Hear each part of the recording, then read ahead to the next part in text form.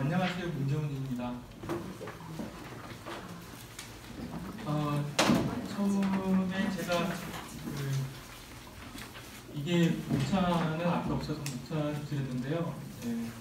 가족에 대한 문제를 좀 짚어볼 거예요. 오전에 김홍경 선생님께서 발표하는 과정에 청년의 문제는 가족의 문제다라고 한 2번 언급을 하셨어요. 그리고 질문을 하려고 했었는데 제가 너무 소심해가지고 질문을 못했거든요. 왜냐면 텍스트에 보니까 가족의 문제에 대한 언급은 없으셨더라고요. 그래서 가족의 문제를 다뤘는데요. 그 가족 속의 폴테스의 청년들이 처해 있는 상황에 대해서 일단 살펴볼 거고요. 이 청년들이 가족을 떠나는 얘기가 주요 내용이거든요. 이 탈출 혹은 생존, 혹은 다른 식으로 표현하면 김종 선생님께서 얘기한 오늘의 용어를 쓰면 탈존주의, 이런 모습을 살펴볼 겁니다. 마지막으로 4번이 이번에 고친 것 중에 대부분인데요.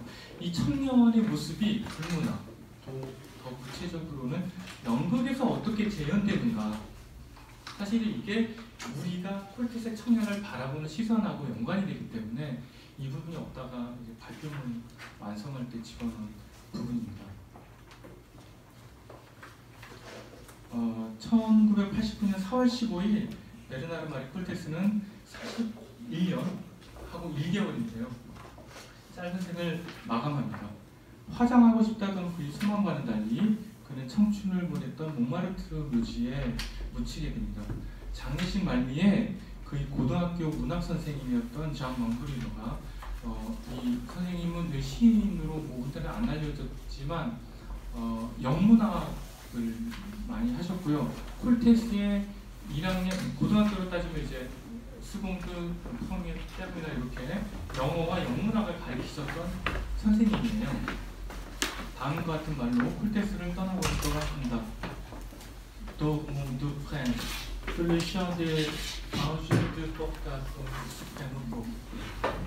이게 사실은 햄릿이 죽을 때 햄릿이 이제 친구 호레이쇼한테 나 죽어 그랬을 때 호레이쇼가 햄릿한테 한 말이거든요. 아마 거기에서 따온 것 같아요. 이 짧은 조사는 청년의 삶을 온통 휘감았던 젊음과 고뇌, 그 속에서 창작했던 콜텟의 영혼과 그 안식의 기원을 잘 표현해 주는 것 같습니다. 그리고 이 애도의 말은 콜텟스가 창조한 그 연극 속 젊은이에게도 똑같이 건넬 수 있을 것 같습니다. 밑에 한글은요, 이게 발표문에 넣었는데 이 문장을 보면 저도 사실 좀 설레요. 콜텟스를 만나는 날은 대낮에서 어두웠다. 그곳에 갈 때마다 늘 비바람이 불었다. 여기 앉아 계신 선생님이 쓰신 책에 여기 책에 나온 말입니다. 사진은 사실 제가 찍은 사진을 올리려고 그랬는데 제가 찍은 건 아니고요. 저랑 같이 칠대학에서 콜텟스를 같이 공부했던 친구의 블로그에서 따온 거예요. 나중에 그 친구한테 고맙다는 인사를 드리겠고요. 문학작품, 특히 근대의 장르 소설이나 현대 연극에서 청년의 기쁨과 희망을 노래하는 작품 매우 드물죠. 그만큼 문학작품에 나타난 청년의 이미지는 긍정적이고 밝기보다는 부정적이고 암울합니다. 육체적으로 정신적으로 성장하고 있는 청년이 자신이 속한 사회 제도권에 들어가면서 겪게 되는 이야기들은 성공 이야기보다는 실패와 좌절의 이야기에 가깝습니다. 골드만식의 어떤 타락한 사회에서 타락한 형태로 진정한 가치를 찾아가는 근대소설이 문제적 개인이라든가 루카치의 소설에 나오는 어떤 삶의 의미를 찾아 세계와 갈등하는 개인, 이런 청년의 모습, 이런 것들이 이제 청년의 모습을 달리 표현한 것일지도 모르겠습니다.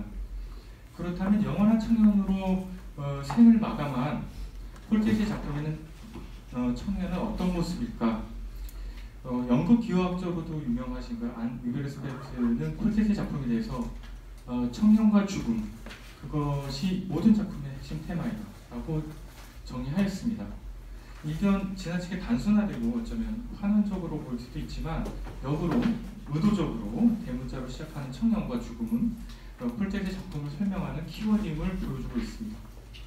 여기에서 더 나아가서 우리는 청년과 콜테스 작품을 지탱하는 두 기둥인 청년과 죽음의 교차점인 청년의 죽음, 그게 실제적이든 상징적이든 그들의 죽음에 대해서 한번 살펴보고자 합니다. 이러한 문제의식에 다가가기 위해서 다시 한번 안 루벨스벨트의 말을 인용하고자 합니다. 그는 콜테스 연극에 대해서 고전주의 비극의 구조를 가진 근대의 비극, 여기 인용문의 두 번째 줄에 Une tragédie de construction classique mais une tragédie moderne 이제 명제를 썼는데요. 근대적인 연극, 즉 드라마라는 용어 대신에 특정 시대 연극 장르를 지칭하는 비극을 사용한 것은 단순히 연극의 내용이 비극적이라는 이유만은 아닐 것입니다. 그 밑에 이제 인용된 부분이 있는데요. 이거를 잘 보면 이제 물론 여러 가지 정의가 있습니다만은 제가 좀 쉽게 제 의도와 맞는 텍스트를 갖고 왔습니다. 주인공이 자신이 불행에 책임을 지고 그것을 개선하기 위해 굴복하지 않고 싸우게 한다면 이러한 역동성은 드라마에 고유한 것이다. 반면에 주인공이 그 무엇을 하든 숙명이 그를 불강력적으로 상징적인 혹은 실제적인 죽음으로 이끌어가는 것이라면 그것은 비극의 차원에 속하는 것이다. 위 인용문에 따르면 숙명과 이에 저항하려는 개인의 의지, 이것이 어떤 드라마와 비극을 구별하는 가장 중요한 척도라고 볼 수도 있겠는데요. 그렇다면 숙명을 과연 어떻게 정의할 수 있을까? 고대 그리스, 이거는 이제 여러 가지 그 숙명에 대한 정의를 사실은 생각보다 많지는 않아요. 근데 제가 종합해서 나름대로 정리를 해놓은 건데요. 고대 그리스 비극이나 17세기 프랑스 비극에서 극이 전개의 핵심적인 역할을 하는 숙명은 어떤 숨겨진 원리에 따라서 일련의 사건들이 돌이킬 수 없는 방식으로 결정되게 만드는 신비적인 힘, 다시 말해서 사건 전개의 필연성, 개인의 의지에 반하는 결정론, 돌이킬 수 없는 제약 등으로 정의됩니다. 이런 의미에서 숙명은 필연적으로 생겨나는 설명할 수 없는 일련의 사건들, 더 정확히 얘기하자면 지속적인 일련의 불행들, 말로요. 이것들로 정의될 수 있습니다. 사실 이거에 대한 반론도 많을 수 있고요. 예를 들면 이렇게 정의됐지만 그 사르트르 영도 이런 얘기 한 적이 있어요. 저는 사르트르는 잘 알지 못하지만 고대 웨디푸스에서 웨디푸스가 아버지를 죽이는 순간에 그것도 그 당시에는 웨디푸스의 개인적인 의지와 선택이 아니겠는가. 극이 끝나고 나서 바둑 용어로 따지면 복귀하는 순간에 나타나는 게 빠따질 때 아니겠는가. 이런 반론도 있는데요. 그래서 중요한 거는 제가 핵심을 하고자 하는 건 제가 어떤 신비적인 힘이 있어 그게 우리한테 계속적으로 불행을 가져다 준다는 거예요. 그 앞에서 인간은 나약할 수밖에 없는데 콜테스 연극의 청년을 보면 이런 이미지를 쉽게 우리가 받아들일 수 있습니다. 그런데 콜테스 연극에 나타나는 불행은 그리스 비극이나 고전주의 비극과는 달리 극이 외부에 존재하는 신화적, 종교적 원죄에 기인한다기보다는 우리가 발을 딛고 있는 세계의 불완전성, 부조리 등 우리 삶을 파국으로 이끄는 어떤 미지의 힘이 있다고 생각이 듭니다. 그것은 교환이 가치 체계에 편입된 현대인의 욕망과 좌절의 다른 이름이 아닐까라는 생각이 듭니다. 출구가 보이지 않는 현대사회에서 불가능한 탈출을 꿈꾸는 콜테스의 등장인물은 고전주의 비극의 인물들처럼 파국적 결말을 피하지 못하게 됩니다. 그렇다면 이들을 파국으로, 콜테스의 청년들을 파국으로 이끄는 성경은 과연 어떤 모습일까?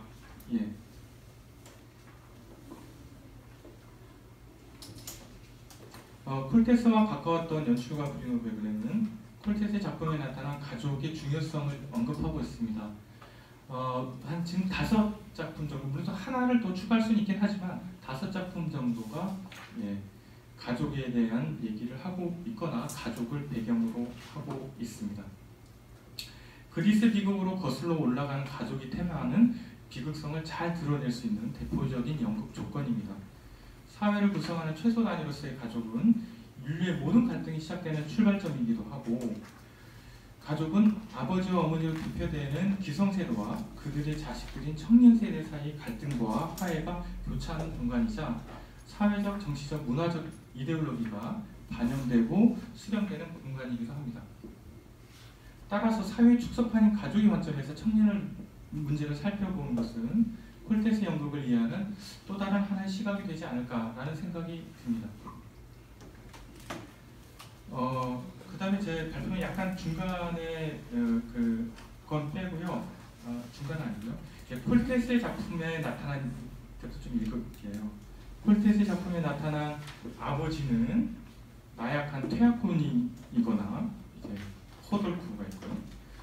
항상 알코올에 찌들어져 있고 때로는 권위적이고 강압적이거나 혹은 처음부터 죽음의 상태에 놓여 있습니다. 이에 반해서 어머니의 모습은 삶에 강한 애착을 보이거나 좀 특이하지만 모성애가 거의 없거나 혹은 자기의 자식을 배척하기도 합니다. 이처럼 콜테스의 작품에 나타난 부모님의 모습은, 달리 말하면 기성세대의 모습은 청년을 온전히 받아들여서 그들을 성장시킬 수 있는 조건을 갖추지 못하고 있습니다. 그러니까 가족의 불안정성, 불구성은 청년들을 불안하게 만들고 그들을 가족으로부터 도망치게 만드는 이제 근본적인 원인을 제공합니다.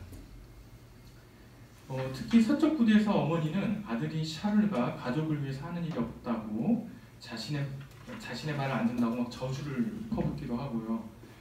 그 다음에 또 똑같이 서쪽 부대에서 아버지는 작별 인사를 하러 온 샤를과 청년이죠. 자신이 자식이 아니라고까지 얘기를 합니다. 사막으로의 귀환이 돼서 아버지는 자신의 아들이 정글과 같은 세상과 접촉하는 걸 강제로 막습니다. 그리고 이때 아들은 그래서 혼자서는 아무것도 할 수 없는 좀 박야가 같은 상태에 빠지게 됩니다. 그렇다면 가족의 어머니와 아버지 외에 다른 한 축을 구성하는 자식들, 청년의 모습들은 어떠한가를 살펴보겠습니다. 그들도 또한 그들의 부모처럼 결핍의 존재로 나타납니다. 한창 일할 나이의 아들은 직업이 없거나 그 다음에 여기 이제 많죠. 그 다음에 범죄자이거나, 범죄자는 이제 로베르토 주코의 주인공인데요. 사기꾼입니다. 그들은 가족의 희망이지만 기대에 미치지 못하는 사회적 낙오자들입니다.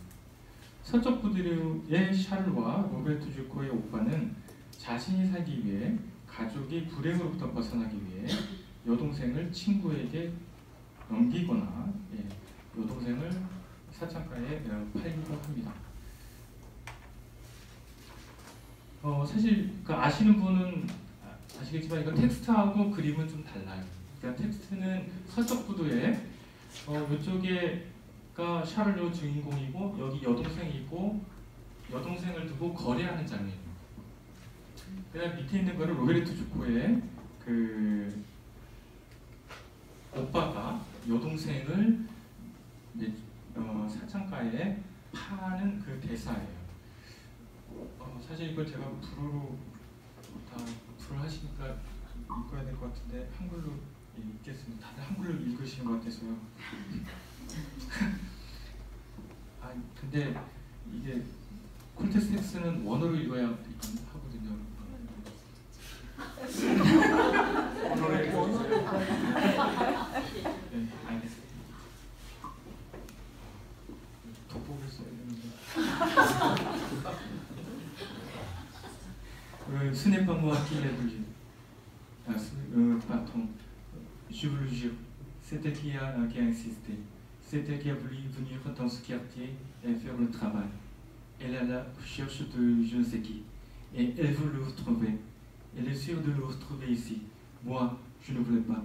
J'ai veillé sur elle comme aucun frère aîné n'a jamais veillé sur sa sœur. Mon poussin, ma petite chérie. Je n'ai jamais aimé quelqu'un comme si je l'ai aimé. Je n'y peux rien. Le malheur s'est abattu sur nous. C'est elle qui a voulu. Je ne fais que lui céder. Je n'ai jamais fui ne pas céder à ma petite sœur. C'est le malheur qui nous a choisi et qui s'acharne sur nous. 여기서 내용이 다 나오니까 여기서 예, 그 오빠의 비겁함과 나약함과 어쩔 수 없음을 예, 아시겠죠. 이 대사는 로베르토 주코에서 오빠가 자신의 여동생을 찻장가에서 넘기는 장면에서 나오는 건데요. 포주에게 여동생을 파면서 가족에 닥친 불행과 여동생의 고집을 언급하면서 구차한 변명을 이어나가는데요. 그럼 제가 볼드체로 처리한 부분이 있습니다. Je jamais pu ne pas céder à ma petite sœur. 이 이중부정 부분, 근데 이제 어학에서 이중부정하면은 쓰는 이중부정하고는 좀 다르거든요. 제가 쓰는 어학에서 이중부정은 느빠가 프랑스는 다 이중부정이죠. 이제 부정소가 두 개 있으니까 그런데요. 그냥 우리 편한 대로 그냥 우리가 쓰는 이중부정이라고 이해해 주시면 될 것 같습니다. 일반적으로 이중부정은 한 번 부정한 것을 다시 부정해서 긍정을 나타내는 것으로 이런 통사적 조작을 통해서 화자의 심리적 정서적 태도를 드러내는 긍정의 다른 표현입니다. 하지만 여기서 인용된 이중부정은 일반적인 이중부정과는 다른 면모를 보여주고 있습니다. 인용된 부정 문장에서 부정이 대부분 이제 세대와 뿌바인데 여기에서 이제 발화자의 능력이나 가능성 혹은 이질을 나타내는 뿌바 동사의 부정, 느빠 뿌바는 논리적으로는 이제 불가능성 무능력을 나타내지만 이중부정문 안에서는 부정소와 결합해서 개인의 의지가 무화된 상태, 즉 의무에 가까운 필연성만이 남게 되는 것입니다. 그래서 이 문장은 주니셔의 피 느빠 세대 아마스야는 주디 세대 아마스야 혹은 주디 오블리제 세대 아마스야로 해석해야 되지 않을까 생각합니다. 사실 이런 이중 부정은 개인의 무능력, 나약함이 마치 개인 외적인 필연성에 비롯된 것임을 간접적으로 보여주는 게 아닌가라는 생각입니다. 좀 독특한 게 이런 구문은 프랑스 사람 잘 안 쓴다고 하더라고요. 제가 만나면서 프랑스 사람한테 쓰는데 근데 독특하게 콜테스는 많이 써요. 예를 들면 Je ne peux pas ne pas parler. 나는 말할 수밖에 없어 라는, 그러니까 뭔가 어떤 특정 상황 속에서 처해진 발화의 필연적인 행위를 설명하는 방식으로서 종종 많이 나타나거든요. 그러니까 이런 발화 행위에서도, 그러니까 내용 측면이 아니라 사실상 발화 행위 측면에서도 콜테스 청년들이 어떤 필연성을 간접적으로 보여주는 게 아닌가라는 생각이 듭니다. 탈출 불가능한 두죠. 콜테스의 작품에 나오는 젊은이들은 자신 선택과는 무관하게 주어진 가족의 굴레로부터 벗어나게 갈구한다. 해체의 순간에 놓이는 결핍과 불행과 불안의 공간인 가족으로부터 탈출하기 위해 그들은 가능한 모든 수단을 동원하지만 실패하고 만다. 서쪽 부대에서 샤를은 가족을 벗어나기 위한 유라스톤으로 상징되는 재규의 열쇠를 위해 자신의 여동생을 동료에게 넘깁니다. 그러니까 자기가 탈출하기 위해서 여동생을 팔아요. 친구한테. 하지만 차 열쇠를 얻기 위해서. 하지만 어머니가 그 자동차 바퀴를 부엌칼로 다 찢어 놓음으로써 아들의 탈출을 막습니다. 또 그의 친구인 아바데에게 돈을 빌리기도 하지만 아버지가 그 아바데에게 총을 건네고 그 총으로 그 아들이 죽게 됩니다. 그래서 샤르는 가족의 틀을 한 번도 벗어나지 못하고 가족은 그에게 최초의 세계이자 마지막 세계가 됩니다. 요게 이제 나중에 설명하겠지만 요게 이제 게오스트인데요. 그 마치 무대가 그 어떤 벗어나지 못할 현실의 장벽 같은 걸 이제 상징적으로 보여주고 있습니다. 그다음에 사망과 그로의 귀환에 이제 두 아들이 나오는데요. 마티오 애들인데 그들을 가두고 있는 집을 벗어나는데 일단 성공한다. 왜 벗어나냐면 이제 그들은 이제 아랍 사창가로 가기 위해서 집이 높은 담장을 뛰어넘거든요. 예, 여기입니다. 지금 잘 안 보이는데 밑에 사다리가 깔려 있어요. 예, 근데 제가 편집하다가 잘못해가지고. 근데 이 둘은 이 장벽을 넘긴 하거든요. 근데 한 사람은 죽고 한 사람은 하늘로 사라지게 됩니다. 이렇게 하늘로 사라지는 게 이제 많은 사람 해석하시는 분들은 이제 상징적인 죽음 아니겠느냐, 예, 이렇게 얘기하기도 합니다.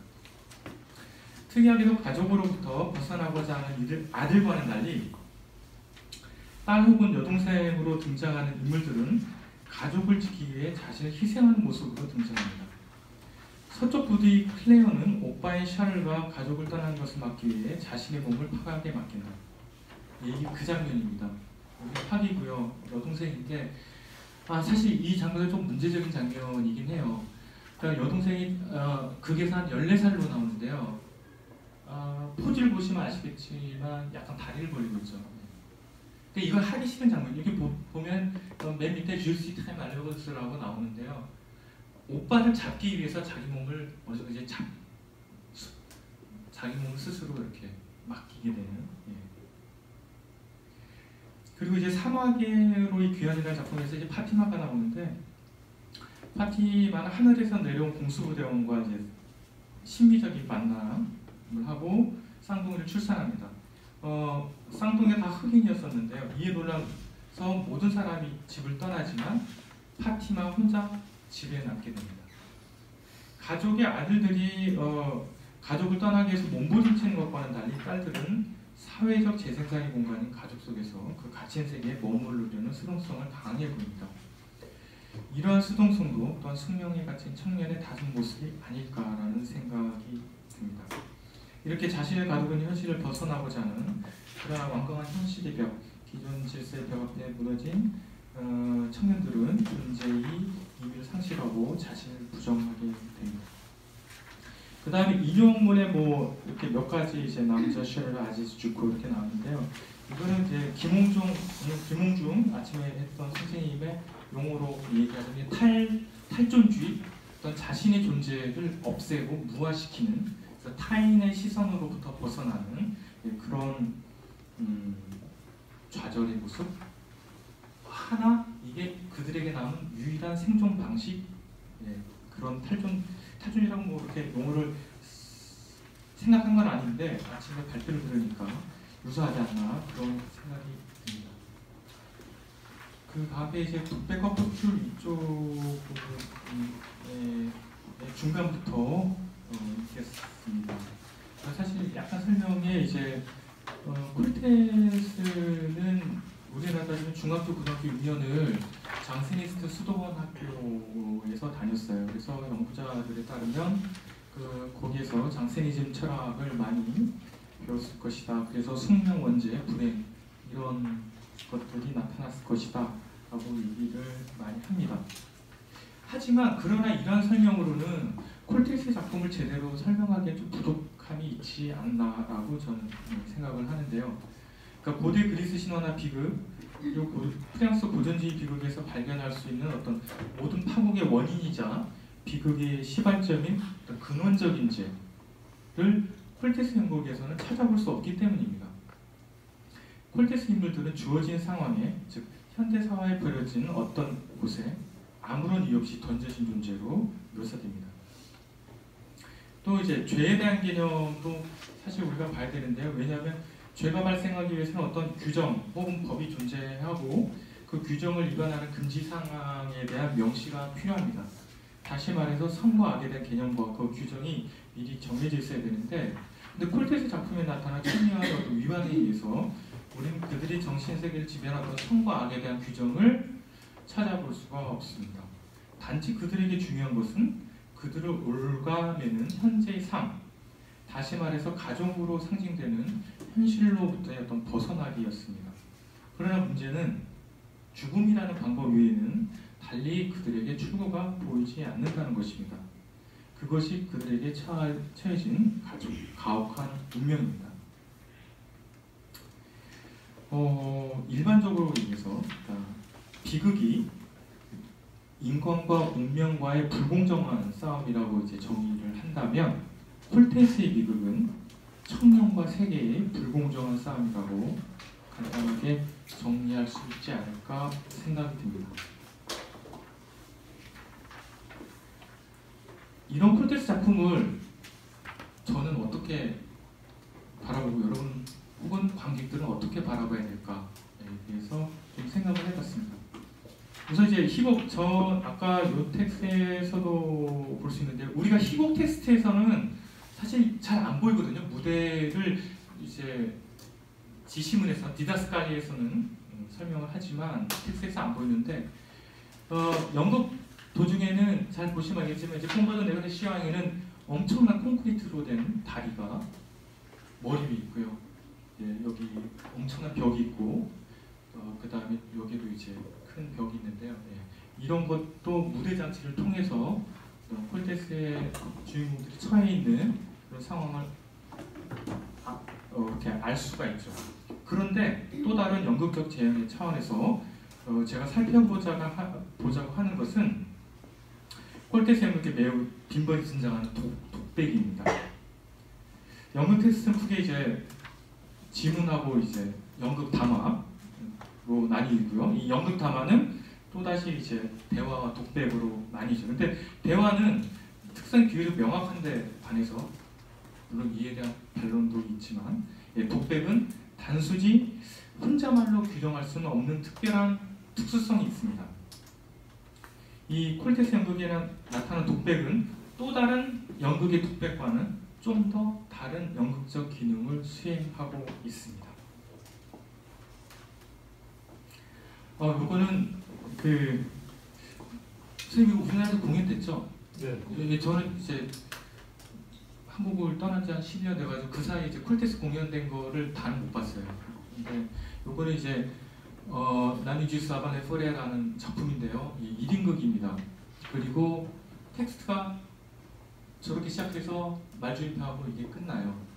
한 문장으로 되어 있습니다. 마침표가 없어요. 끊임없이 이어집니다. 근데 처음 시작할 때 뒤로 시작하거든요. 말을 거는 거예요. 내가 널 처음 봤을 때 넌 길모퉁이를 돌고 있었어.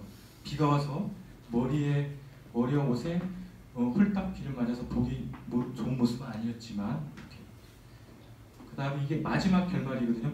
난 정말 방을 원했어. 난 쫄딱 젖었으니까. 마마 아무 말도 하지 마. 움직이지도 마.